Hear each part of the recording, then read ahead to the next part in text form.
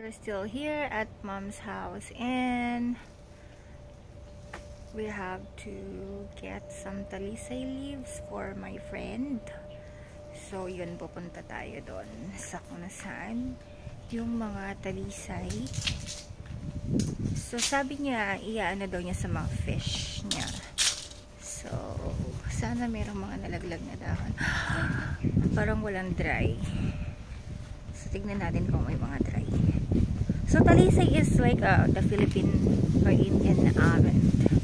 Almond with a silent L. Tignan natin.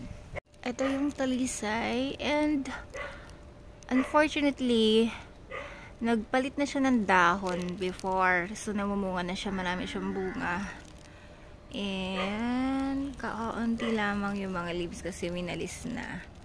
Pero may mga paisa-isa na nalalaglag right now, so we can just pick it up and maybe wait for ayun, marami dun. So meron doon sa taas ng net. Ayun, so ito yung puno.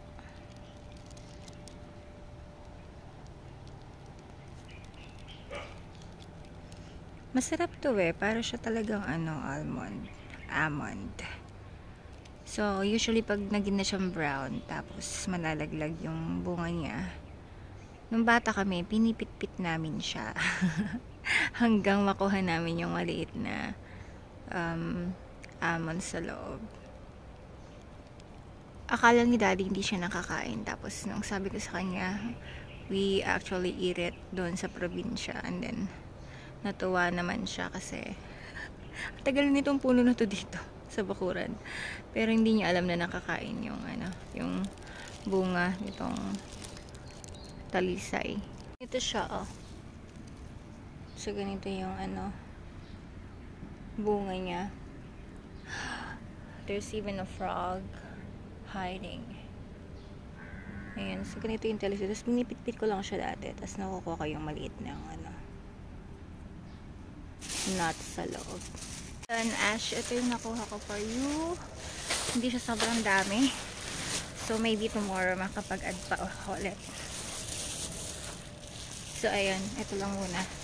Sorry, akala ko kasing madami, pero yung pala is nawalis na. So lagi kasing may nagwawalis dito, kaya wala masyadong naiimbak na dahon. Bye!